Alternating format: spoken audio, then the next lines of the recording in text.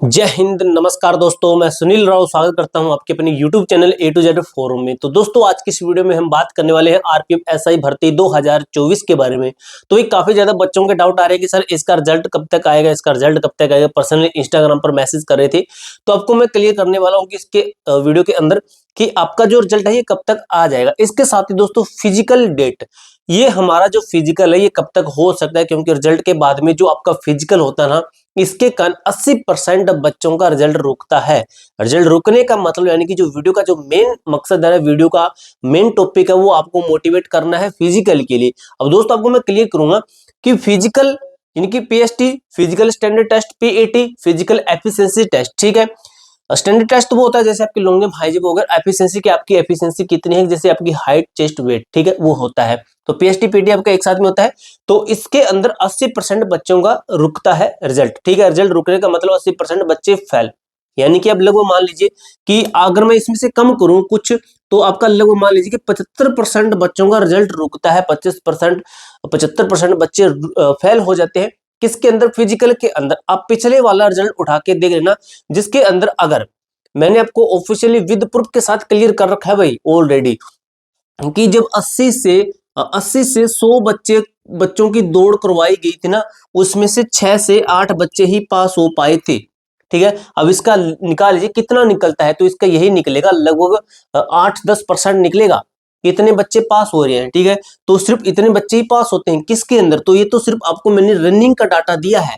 इसके अलावा आगे अगर चले तो हाई जंप भी होता है, लॉन्ग जंप भी होता है, और हाइट भी होती है, और आपकी चेस्ट भी होती है। हाइट चेस्ट के अंदर भी कुछ लगभग 3-4% इसके अंदर भी फेल होते हैं।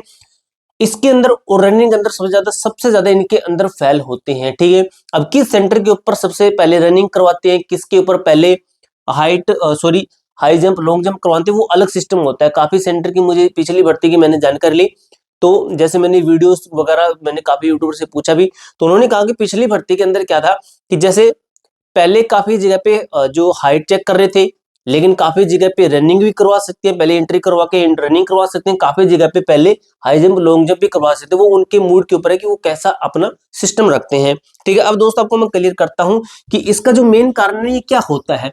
इसका जो मेन कारण है भाई, बच्चों को एक लगन होना, या फिर बच्चों को ये पता नहीं होना कि मेरा होगा या फिर नहीं होगा।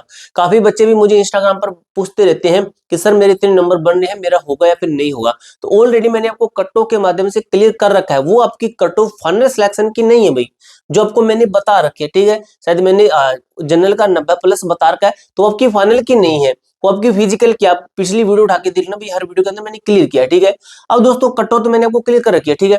उसका आपको कोई डाउट नहीं होना चाहिए। अब बात करते हैं कि जो आपका फिजिकल होता है, तो मान लेते हैं कि सबसे पहले हुई आपकी रनिंग, ठीक है। सबसे पहले आपकी रनिंग होती है, उसके बाद में होता है आपका हाई जंप, उसके बाद में होता है आपका लॉन्ग जंप, ठीक है। अगर मैं मान लूं कि स्टार्टिंग के अंदर आपका ये होता है, बाद में ये होता है, तीसरे नंबर पे ये होता है, तो कितने कितने फेल होंगे इस तरीके से, ठीक है। यानी कि यहां तक आपके कितने पास होंगे निकालते हैं। फेल होने का नहीं, एक नेगेटिव चीज बनती है फेल होना, तो पास होने का निकालते हैं पॉजिटिव चीज, पॉजिटिव वे में चलते हैं, ठीक है। तो रनिंग के अंदर मैं बताऊं दोस्तों, अगर 100 बच्चे होंगे ना, तो उसमें से मैं फिर भी 50 मानना हूं, ज्यादा मान रहा हूं, बहुत ज्यादा। तो इसके अंदर तो आप ये मान लीजिए कि 30% ही मानना, लेकिन फिर भी मैं ज्यादा मान रहा हूं कि इसके अंदर 50% की इसके अंदर निकल जाएंगे। अब जो पास हुए हैं, फेल हुए हैं वो तो गए भाई, यहां से बैक चले गए। पास हुए ना, उनका ही नेक्स्ट स्टेप होता है। अब ये जो पास हुए ना, अब इस जो रनिंग के अंदर पास हुआ ना, तो मैं कहीं ना कहीं मानता हूं कि उस बच्चे ने तैयारी की है, तभी वो रनिंग के अंदर पास है। जो पहले स्टेप में, अगर पहला स्टेप होता है हाई जंप, लॉन्ग जंप होता है, तो उसके अंदर फेल है, तो अगले वाले स्टेप के अंदर भी वो हो सकता है कि फेल होता, क्योंकि वो पहले स्टेप के अंदर फेल है, क्योंकि उसकी तैयारी नहीं थी। अगर जिसका हाई जंप, लॉन्ग जंप अच्छा है, वो मार देता है, तो उसके ज्यादा चांस रहेंगे कि वो रनिंग भी क्लियर करे, ठीक है। अब दोस्तों ये पास हुए ना, इनका अगर मैं आगे जाऊं कि हाई जंप, तो इसके अंदर 70% बच्चे पास हो जाएंगे, ठीक है। फिर मैंने इसके अंदर माना कि 30% बच्चे फेल होते हैं किसी कारण से, ठीक है। फिर इन 70% में से ये 70% पास है, यानी कि ये 35 हुए, लगभग 35 बच्चे पास है। तो अगर मैं इन 70%, जो 70 पास हुए, ठीक है, 50 में से 70% पास हुए तो उसका, जो पास हुए हैं उनका आगे कितना प्रतिशत तक का पास होता है, तो वो होता है आपका 75% तक का पास। अगर मैं ऑल ओवर निकालूं तो ये निकलता है आपका 25%, यानी कि 25% जो कि आपका क्या है, पास होते हैं फिजिकल के अंदर। अब ये मैंने ज्यादा निकाला, यहाँ पे देख सकते हो, तो इसको अब ज्यादा से नहीं, आप इसको 20 मान के चलिए कि 20% बच्चे ही पास हो पाते हैं। अब दोस्तों इस 20% में कौन कहता है कि इन सभी का हाई स्कोर होगा, कौन कहता है कि इनका 100 प्लस होगा, कौन कहता है कि इनका 90 प्लस होगा, लेकिन कहीं नहीं मानने में ये है कि जो जो बच्चे का लिस्ट में नाम आएगा वो बच्चा हाई स्कोर वाला ही होगा। ठीक है, क्योंकि 10 गुना के अंदर नाम आएगा तो वो हाई स्कोर वाले टॉप कैंडिडेट को उठाएंगे तो हाई स्कोर वाले होंगे।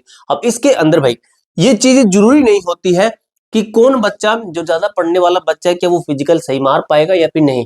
एक चीज है दोस्तों, इन्होंने नोटिफिकेशन के अंदर क्लियरली लिख रखा है, एक चीज देखना, आप इनका नोटिफिकेशन देख लेना भाई।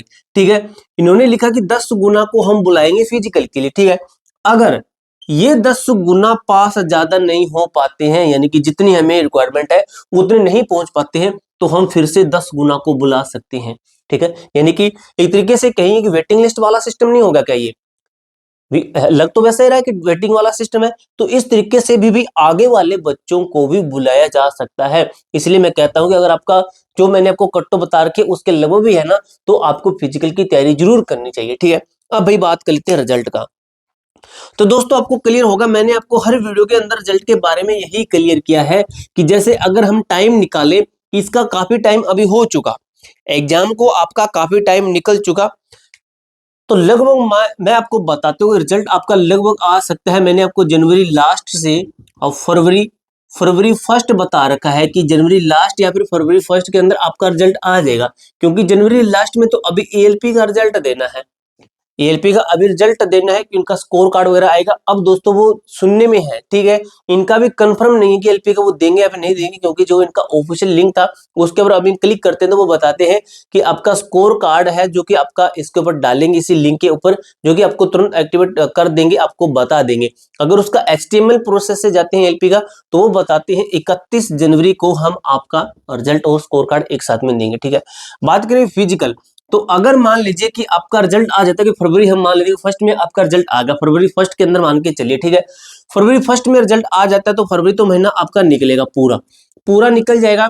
फिर आप ये मान लीजिए कि मार्च मार्च या फिर अप्रैल, मार्च या फिर अप्रैल के फर्स्ट में, अप्रैल के फर्स्ट में आपका जो फिजिकल है ये शुरू हो सकता है, तो आपको ये टारगेट लेके चलना है।